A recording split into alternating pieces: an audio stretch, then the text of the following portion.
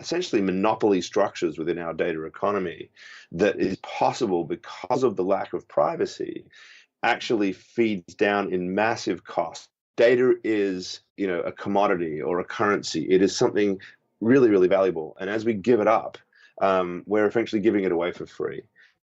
I'm Bair from Enigma, and welcome to Decentralize This.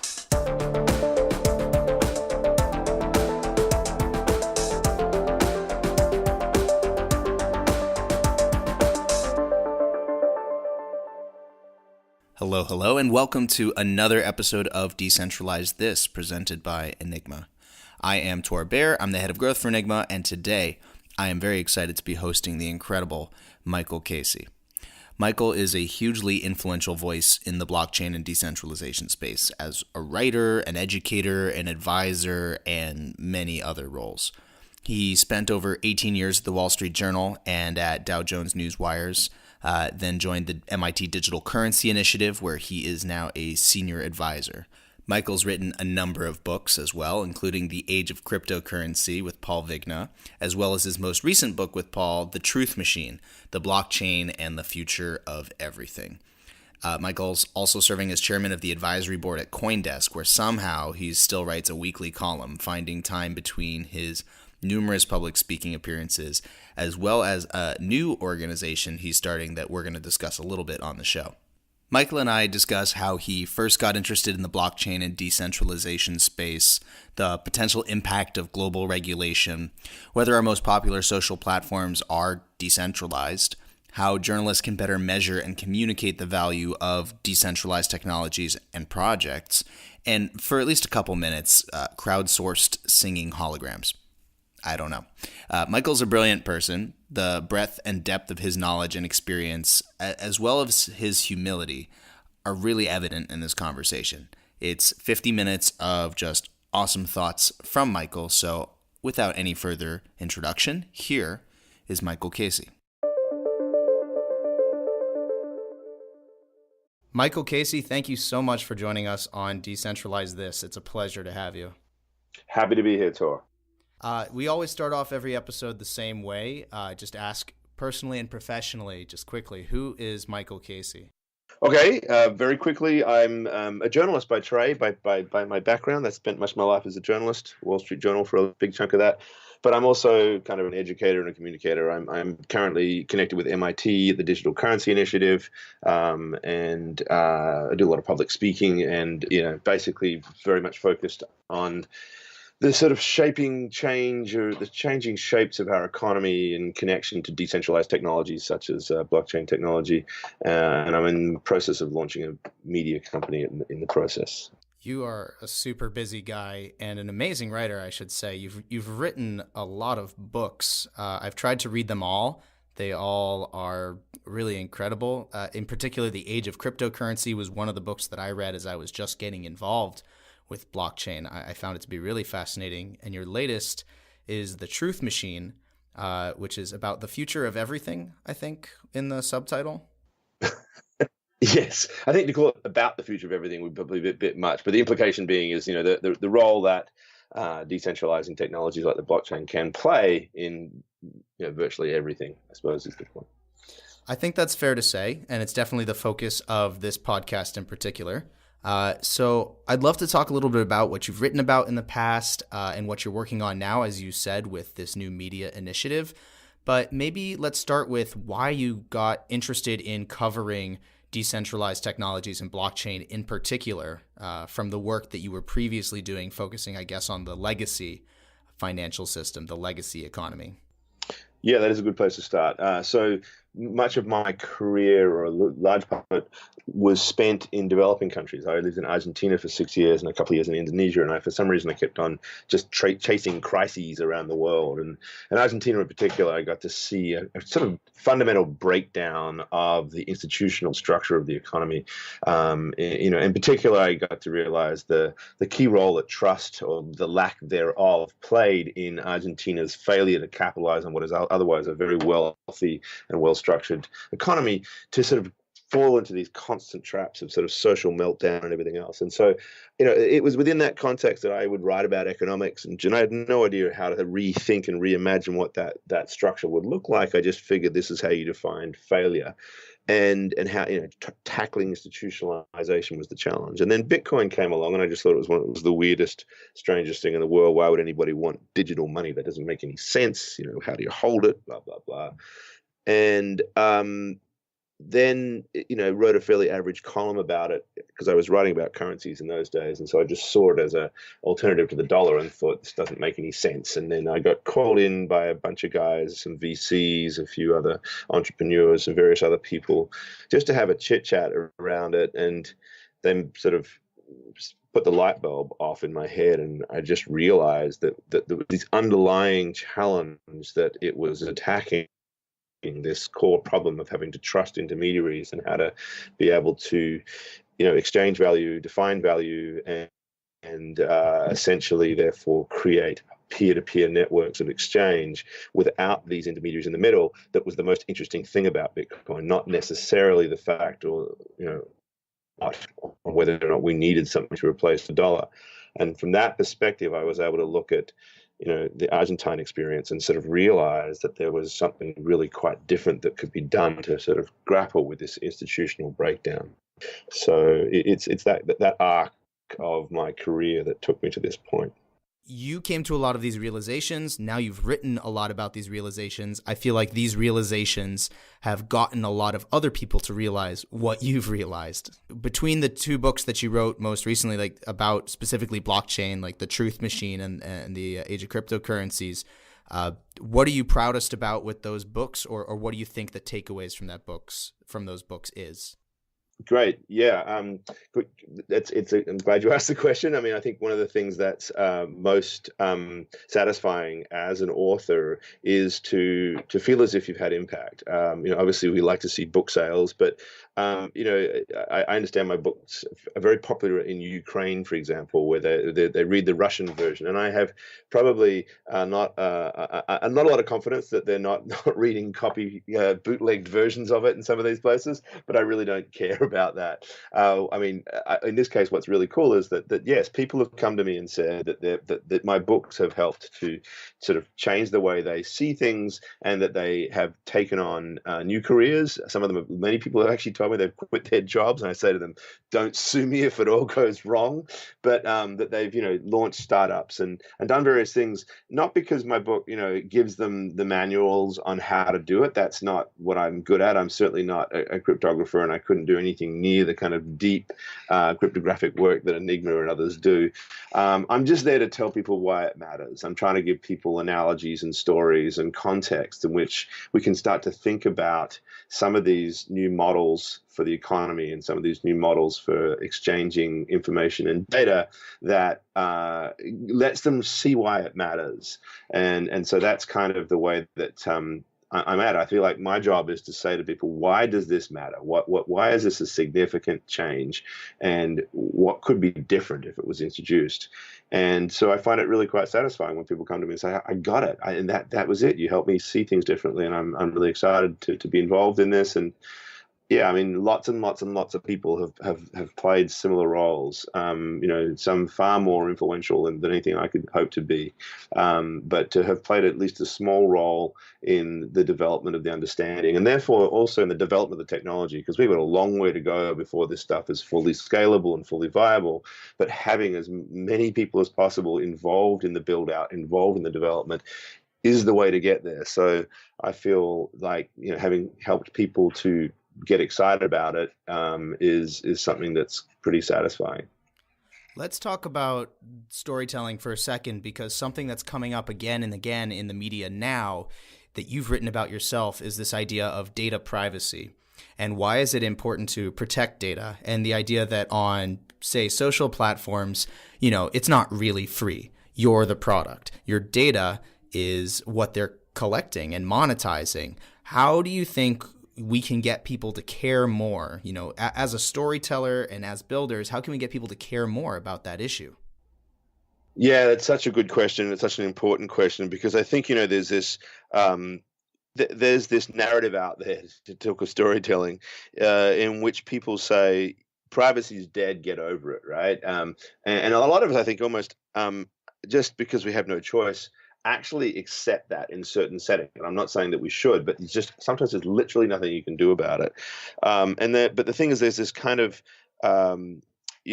fatalism about it, and I find that the reason why that's problematic is because they don't fully realize what they're giving up, because the narrative focuses on things like identity theft, and will I have my my credit score stolen, and so forth, and then they figure out that they can probably get insurance against some of those things, and ultimately there's a lawsuit. But what's not properly understood are the underlying economics of how that works against them, and how fundamentally difficult it is to actually develop your own autonomous node within this big global digital economy that we now are integrally connected to.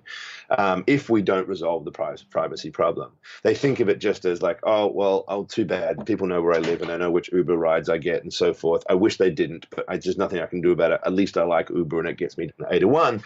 They don't think about, well, it's that data, that control of that data, that allows those centralized entity, of which Uber would be one, to dictate the terms, and that the cost that comes with that intermediation of these essentially monopoly structures within our data economy that is possible because of the lack of privacy actually feeds down in massive costs, massive opportunity costs. I think we were going to talk about this a little further on, but I'm just going to keep going with it. I mean, data is, a commodity or a currency. It is something really, really valuable. And as we give it up, we're essentially giving it away for free.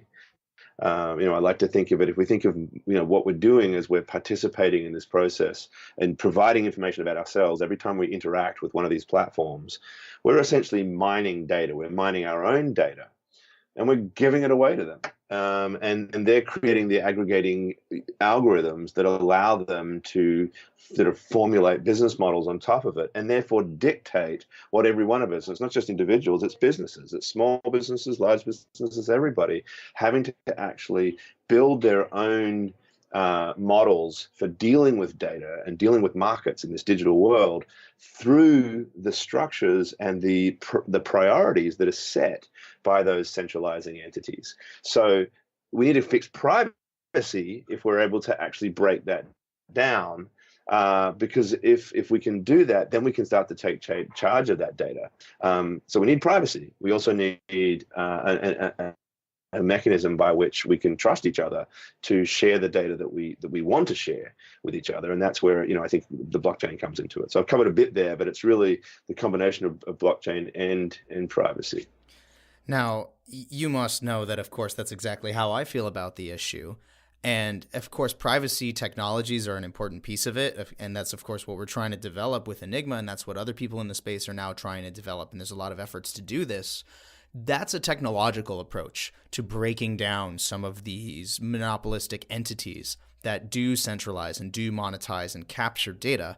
Do you think that there's a regulatory role as well? Is that going to be a necessary part of building a more decentralized ecosystem?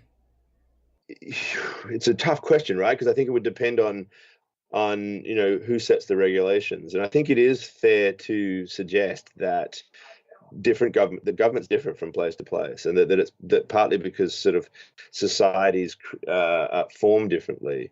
I don't know that if I put it this way, I think it goes without saying that governments everywhere should have sort of privacy principles built into them.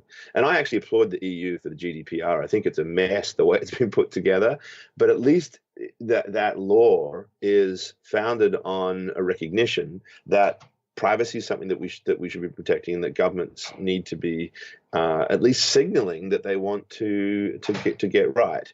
That we don't create proper civil society unless particularly in a digital economy, unless that right to privacy is protected. So I do think that governments need to be establishing the frameworks for sort of laying down principles, maybe constitutionally, recognizing these sorts of rights in ways that are broader than they currently are.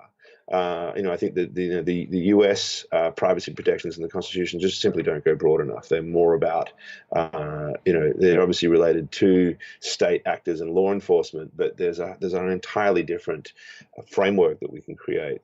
But that said, I mean, obviously, governments differ, and if that regulatory framework is built around just entrenching existing institutionalized systems of identity, for example, and therefore turning the state into the protector of our privacy, then we're very vulnerable. Like I wouldn't want the Assad regime to be my protector of my identity. I'm not even sure I really want the Trump administration to be it, for that matter.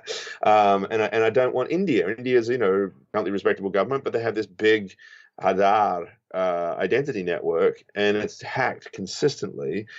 Not to mention the fact that the BJP, which is currently in a more benign form than its past, the ruling government in India, comes from an ultra nationalist Hindu background that may take over again and sort of turn these kinds of government-led identity machines into sort of ethnic cleansing weapons, right? So we have to be very careful.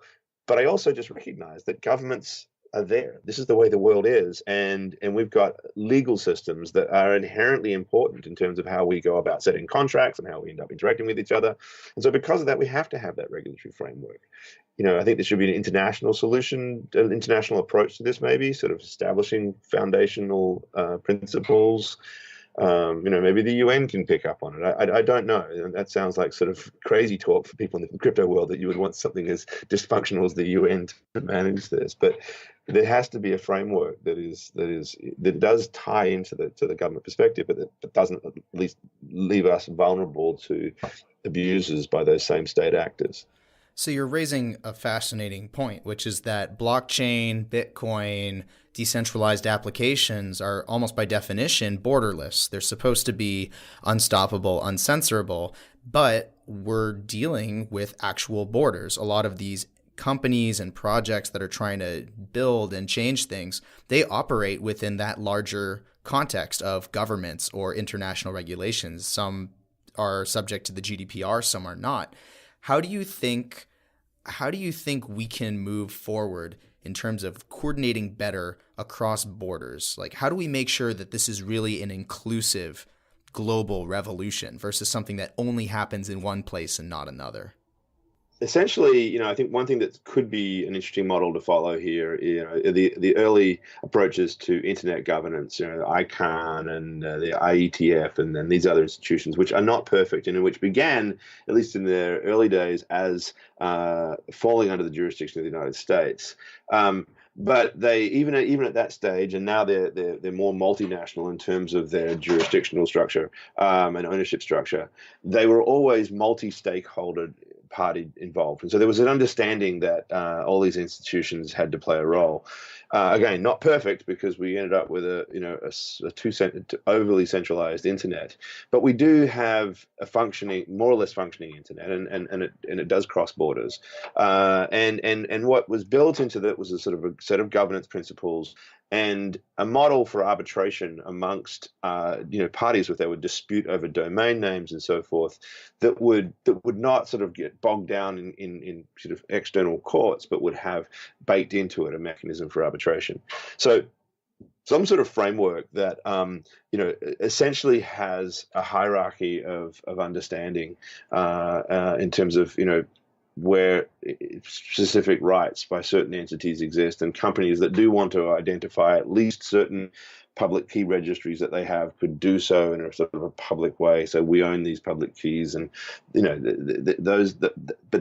being the limit to which they are exposing data, that framework can then essentially allow for, I think, some sort of mechanism. I mean, this is a really complicated topic. I'm not sure I'm fully getting the gist of it to you, but I just think to your point before, that we live within this framework. It is absolutely unavoidable. We need to think about where the law begins and ends, and where a smart contract execution of the contract that is beholden to that law actually starts and ends as well. And where do we, at what point do you have to move out of the digital realm and into that external legal framework, and what can be resolved on chain and what can't? There's a lot of work going into governance models, and I really just do not believe that we could ever arrive at some utopia in which we've just got, incentives and tokens that are used to essentially reward good behavior in that environment. You're always going to get people who figure out how to game that, especially when they've got the most powerful AI bots versus the rest of us. So, there has to be an escape route into that legal framework, but I certainly believe that before you make that escape, there are mechanisms by which we can start to resolve some of these challenges, within the digital realm without having to go to court. I want to ask you something that we started broaching earlier. With your work as a storyteller, with trying to get people from the legacy world into this space, I imagine that as we get more of the thinkers and builders from our existing institutions to cross borders and come into the decentralization space, we're going to start finding more creative solutions to some of these questions. So maybe talking about now what you're doing with network effects, how do you think we can get more people from this traditional world to start thinking about these decentralized solutions and how they can be a bridge or build a bridge? Yeah, well, I mean, I think of my main role, throughout my career as a storyteller. I don't think I realized that until I got a little older. I thought that journalism was about sort of getting the facts to people. And I wouldn't dispute the role of journalists as intermediaries, and playing this role of kind of getting some sort of arbitrary version of the truth figured out. But I started to see that biases are inherent in everything. So, putting that aside, what I did realize is that the skill set that I think is important to all journalists and to anybody who's a communicator is this storytelling component to it. So, how do we tell stories about decentralization? How do we actually get people to see and understand how things are different? So what I'll do is, yes, we're launching a company. It's called Network Effects in terms of the holding company. It's likely to be called Streambed Media as a brand. This is very, very early stuff, and so I can't go too deeply into what we're doing. But I will say that the main themes we're focusing on are innovation and society. So we think that technology and the way it's told through media right now is not explained appropriately. It is focused on the mechanics of what the particular gadget or widget or app does. And sometimes it's all about scaremongering about how those gadgets or widgets or robots are going to take your job and everything else. And there's not enough discussion about how they're actually, particularly these, interconnected, collaborative tools such as blockchain and just internet connectivity generally, and social media, are forming whole new structures around which we create sort of social interaction, and that's what interests us most. And so, just to give you an example, when we're going to launch a couple of signature videos, and one of them is going to be on Vocaloids, and I don't know if you guys know what Vocaloids are, but there's a singer, and she is in quotes here, has the name of Hatsune Miku, and is actually a hologram. What's really interesting about Hatsune Miku, though, is not the hologram and how that hologram performs in these concerts, but that her entire repertoire of songs, hundreds of thousands of them, aren't produced by her or by the company that owns the rights to her image, but by fans everywhere. It is a completely collaborative, distributed creative process. And people, if we can start to think about that as a concept of how capitalism is changing, because the value in that brand is not being created by the company, it's being collectively created by everybody. And how should we reward them? Because right now those people aren't getting really rewarded. They are maybe rewarded on a social capital level. They just get such joy out of participating, and maybe that's enough. But it makes us think differently about what the capital model here is, because the brand is actually completely dependent. The company is called Krypton Media, and it makes money from the expansion of Hatsune Miku, which is dependent upon hundreds and thousands of fans around the world pouring all of their creative energy into creating her likeness and creating songs based on the voice bank that they provide to these things. So that's a different world. And I want to be able to tell a story like that to say, think about what we're doing as a society once we create these new forms of collaboration and creativity. And what are the questions that we should be asking about how value should be rewarded and transferred and measured and so forth. So, I look, there's different ways to approach it, but I think that, I'm interested in open source technologies and how they lower the cost of everything and how we might, be able to much more rapidly improve medical breakthroughs because we're just open sourcing the laboratory process, taking it out from these closed pharmaceutical settings where obviously you've got 10 scientists working under, restrictive constraints versus hundreds of thousands of, crowdsourced brains being able to pour all of their thinking into what the solutions might be. So there's just a different way to think about what the future might look like when we think about these kind of social structures quite differently. And that's where the decentralization paradigm is so important, because you have to decentralize the structure and the value exchange model if you're going to allow for all of that creativity and crowdsourced innovation to take root. You're bringing up something really fascinating, which is this idea of like a decentralized organization and this decentralized autonomous organization, DAOs. Like we've had on Richard Crabe from Numerai to talk about the concept of these new kinds of organizations that you can build if only you have access to hundreds of thousands of brains simultaneously. Do you think this is realistic for the near future? Like how much of this is science fiction and how much of this are we like really approaching in the near future? Because it's so exciting to think about. Yeah, and part of that question has to be answered from the perspective of how do we get to mass adoption and why are there barriers to mass adoption for things like Bitcoin, for example? And it's not just that it's volatile. It's that people are kind of wired to think around the existing paradigms. And the existing paradigm is a centralized hierarchical pyramid structure. There's the guy at the top who the CEO, and he's the one that we sue if anything goes wrong, but he's also the one that controls, all the decision making. And then there are shareholders who above him or her, control the value. And that sort of centralized structure is just the way everything has been done. So folks have a hard time getting their heads around it. But the reality is, and this is where I think the opening starts to appear, is that we're already creating these different structures. Even within that centralized paradigm, we are constantly decentralizing, right? So Uber is a decentralizing phenomenon, even if there is one company in the middle of it. The very fact that people own their own cars and set their own hours and sort of participate in this reputation-based negotiation with each other. And of course, I'm not going to just say Uber, it's Lyft and everything else. I mean, that is a decentralizing phenomenon. The gig economy, the sharing economy, these things are real. Airbnb, they are changes in the structure of what we do. Social media is just, if you think about, again, what are the most powerful forces for change in our society? They are precisely decentralized structures.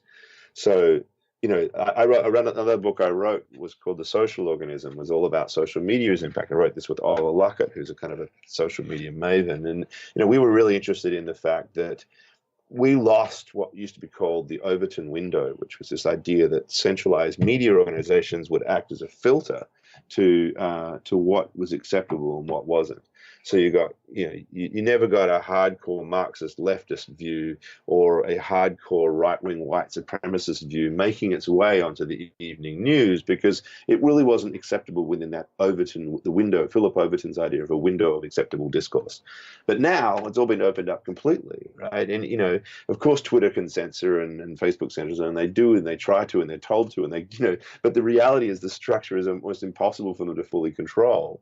Particularly because of the ability, the capacity for anonymity, that we've broken it all down, and now we do literally have in open discourse people using anti-Semitism, and it plays through our feeds, and we listen to it, and it's there. I'm certainly want freedom of expression. I'm all about free speech, and I want to protect that, and I think it's vital that we do. But I don't like, I hate the fact that debate hinges upon the right or otherwise to use such odious language and to have these kinds of environments like, these events just happened recently in the synagogue in Pittsburgh. But the thing is, that change is a function of decentralization. It's already happening to us. So we need to think about it, right? So how do we approach that? Since we can't put the genie back in the bottle, how are we going to form a structure around something like social media that allows this otherwise decentralized model with all these autonomous agents talking to each other to start to evolve, which is why we call it the social organism, by the way. We're looking at evolution as the other social organism, which is that is us as a society that existed before social media. We evolved to be more civil to each other. We evolved polite niceties. We had all of the things that we take for granted in terms of how we treat each other. That's been there for a reason, because we've evolved into that. How might we encourage a structure that actually, within this decentralized model, allows the social organism to evolve and such that it might regulate itself? That's a scary word for libertarians, but it's not about governance. As a government outside. It's about what is the structure within this that allows the organism to actually survive and thrive in a healthy way. So, I mean, I've gone down a tangent here, but I think it's just important, if we're going to talk about, how do we get people to understand, what to do about decentralization and to embrace it as an idea. They need to understand that we already are decentralizing in certain ways. And unless we figure out a kind of a decentralized trust architecture and we resolve some of these other core problems like privacy and protection within that, then we're going to have a kind of a hybrid world that is going to be the worst of both worlds.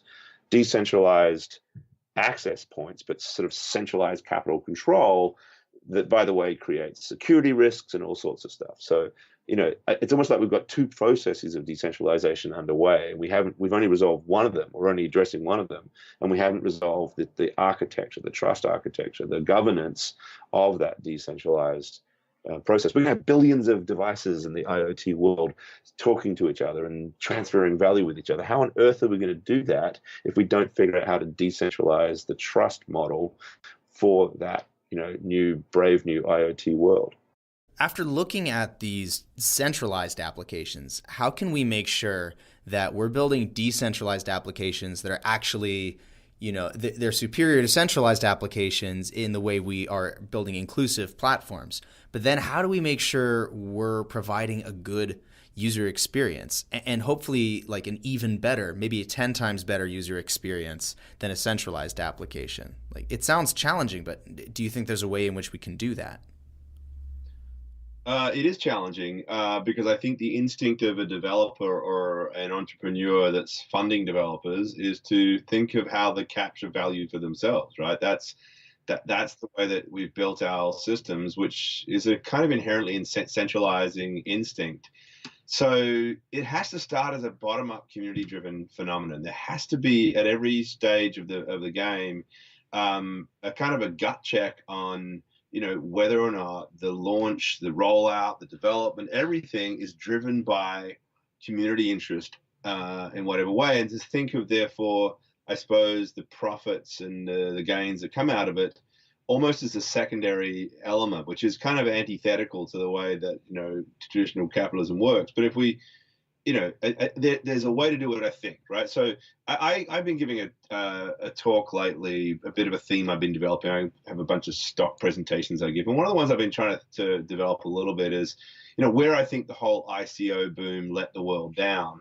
And I think that if you sort of drill down into the behavioral aspects of that got people so annoyed, they kind of reflected centralizing instincts.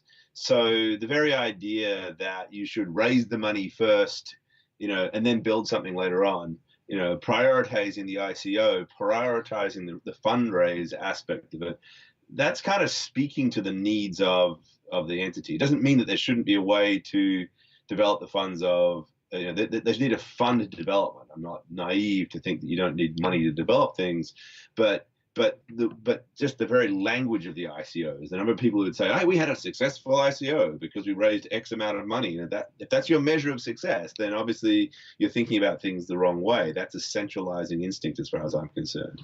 The very idea that you can write a white paper and then build later is a similar kind of idea. That the notion that there is it's acceptable for there to be asymmetric information between the founders is, the stuff that the SEC was worried about in terms of why some of these things they thought were de facto securities, and therefore, that there was a risk to investors that needed to be considered, was because there's asymmetric information between the power of that. So there's obviously not enough transparency in these processes, and so the lack of transparency is yet another way in which things, instinctively get centralized. It doesn't mean that you've built a model that let me say it again.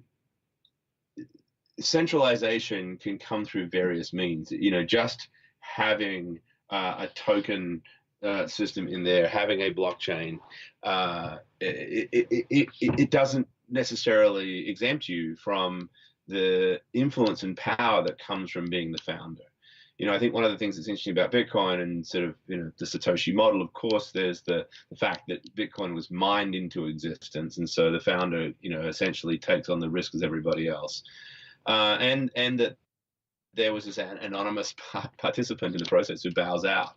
It doesn't mean that we follow that model all the time, but you get a sense of why it was perceived, the things that were done with the development of Bitcoin that helped to perceive it as a fully for the people community type project. And even then it comes under a lot of criticism for its own centralized structures, certainly with the mining architecture and the idea that some of the the development work is concentrated in the hands of a small pot of particular type of developers. So this is difficult, but as I said, there needs to be an understanding that the road to decentralization needs to be checked in multiple different ways, not just by declaring that you have a token that runs on a public blockchain like Ethereum, right? There's a lot more to it that gives us the spirit of decentralization. So you're touching on, of course, like a million things here that I think are all like themselves incredible points. So let me ask you specifically. You were started talking about measuring based on like amount of funds raised, right? Or things like that. One trend that I've seen is that when journalists are trying to cover this space, because it's so difficult to judge the progress of a project or how decentralized it is or any of these other points of transparency, like a project can be transparent, but it's a small set of people who can really understand and then communicate, whether a project is building actually like groundbreaking or functional tech, or whether it is decentralized to the extent that they claim. Journalists have a very challenging job. And when you come to a metric like funds raised, that's standardized, right? You can say this project raised $1 million, this project raised $100 million. That creates a temptation to say this project is 100 times better, just because that's a standardized metric. How as journalists, because I think this is a perspective that you have along with your other hundreds of perspectives, but how as journalists can you make sure that you are storytelling in a responsible way and trying to communicate the truth of these things when the truth is really, really hard to understand? And the idea is to get away from the, essentially dollar-based metric. If we're talking about something that is supposed to reside outside of the fiat world, then, what is another way to measure the value of a project that doesn't require us to translate back into that, inappropriate fiat benchmark? So you need a benchmark. So Bitcoin is the benchmark in this case. But what they're using as the Bitcoin benchmark is not just its value in dollars or any other. It's also a whole range of other metrics. So what are the number of GitHub commits, right? What is the amount of social media engagement? What is there? The price is a part of it. But and you can look at this thing quite interestingly and see, does it fill all of these qualities? And Bitcoin is seen as the, as the kind of in the same way that the dollar in foreign exchange is used as a benchmark, and sometimes, some currencies are more valued than the dollar and some are less. The same thing could happen, but you have to have this starting point, and Bitcoin seems like the right place to start, just because you need something, right? But the more important point is that there's a set of 5 different metrics that you can use to look at these things, and they really speak to how much interest there is in a project more broadly than something that is just about how much money it's worth. And I think that's really important here, because if you don't have developer commitment, for example, you don't have a viable product. You need to have, and so if these are open source projects and there's a wide breadth of people participating and there's a significant amount of code that's being written, then you've got something pretty real, at least by that metric, right? But then you also have to look at all these other things as well. So I think that we have an opportunity as journalists as well. I think this is an educational process, and not only journalists for that matter, but everybody in this space, to start sort of trying to come up with different metrics. Yeah, I think that as long as we don't then stop developing those metrics, as long as we don't reach a point where we said, well, we've determined that GitHub commits and Twitter followers are the 2 most important metrics for a project, and therefore, this could be, because again, we're describing a lot of metrics.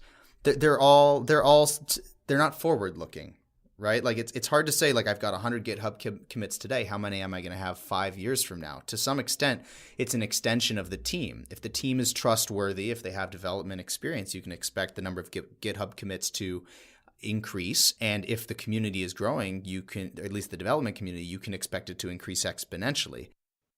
I don't know. You have to have data. Like, so anything that whether it's talking to the future or the present, has to be based on data that's present, right? I mean, you can't draw data from the future.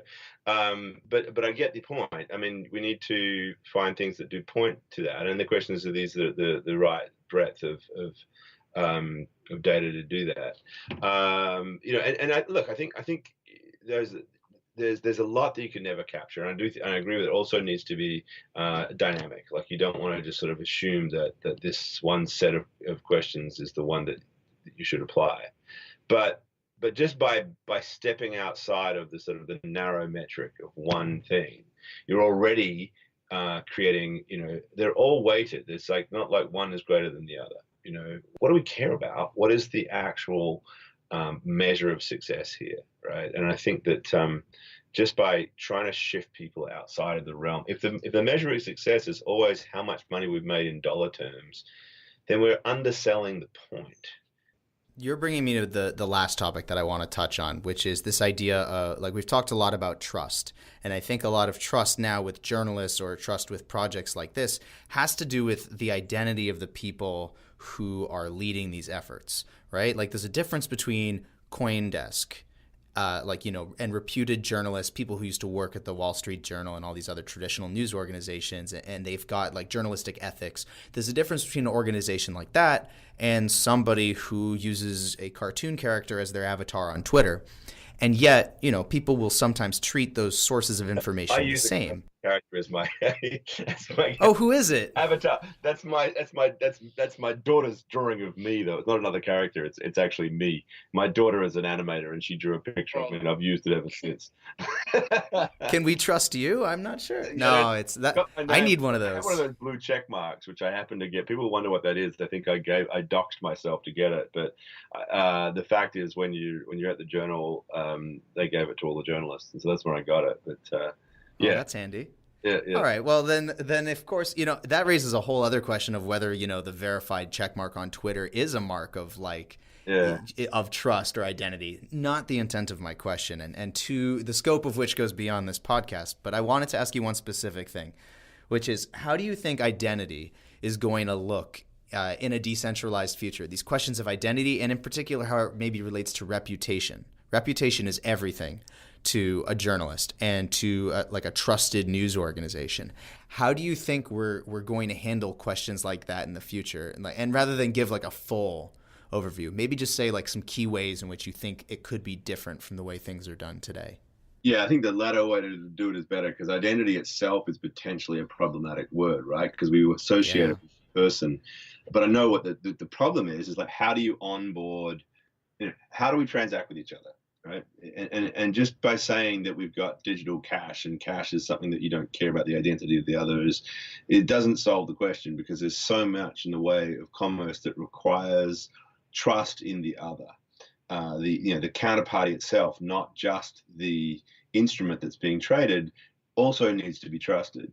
So yeah, how does that get resolved? I think that it has something to do with attributes being controlled by the user and parceled out as per needs of whichever person is looking to, provide a service to that user, and yet those attributes residing in an environment in which the user cannot alter, and at least can demonstrate that it has not been altered, right? So the holy grail, of course, of this, some people call it the self-sovereign identity, or whatever we want to call it. I think it's probably a wrong word, but is that I am the control of all of my data about me, my credit score, my whatever, my age, and sort of traditional identity, things like my name and my age and my address and so forth, but a whole lot of other attributes as well. Just, my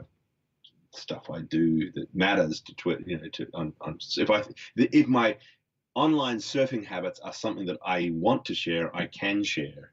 They're probably not something I should be sharing, but there's that I have the opportunity to share whatever I want, and at the same time, the person I'm sharing with it can verify that it has been proven, right? So there's a lot of zero knowledge proofy type things in there that I'm sure the Enigma crowd are interested in.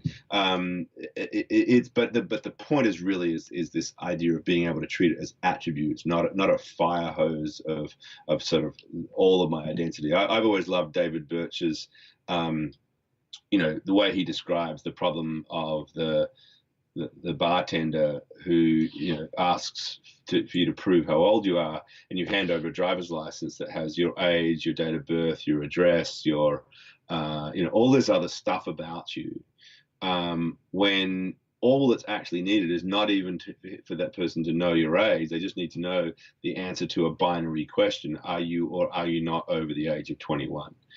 And so there's a kind of a holy grail there that we should aspire to, that just says, how can I live in a world where I can just answer those queries, and the query about this very narrow specific attribute can be attested to and shown to be an accurate, unalterable attestation that somebody else can trust, and we can move on. That level of control is, and that I'm the one that controls it, not Equifax or the Social Security Department or whatever, right? It's that level of self-sovereign, self-control that is really important. Yeah, I empathize very heavily with everything that you've just said, and it's this question of control and power. It's this question of what does it mean to live in a democracy? What does it mean to actually have that power as an individual within a democracy? Is it control of your identity and how it's used, your data and how it's used? We are in the very early stages of some of these solutions, but I have to thank you for the job that you're doing, at least in educating the broader public about why these are such important questions that we're asking. And I have to, thank you for also not being fully prescriptive, right? You're definitely exploring these questions alongside the rest of us, right? I talk with some people sometimes who seem to have a very clear view of exactly how they want the future to be. That can be dangerous. Yeah. No, I agree. I'm glad you pointed that. Thank you very much for your kind words. I think I'm glad that you recognize that quality, because I just regard that as critical. I don't even say that the blockchain is the solution, right?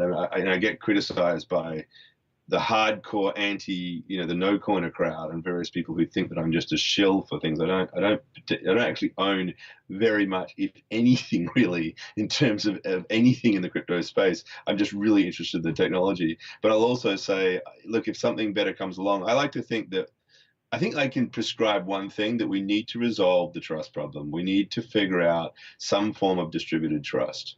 And I'll just leave it at that. For now, something like a blockchain looks like the solution.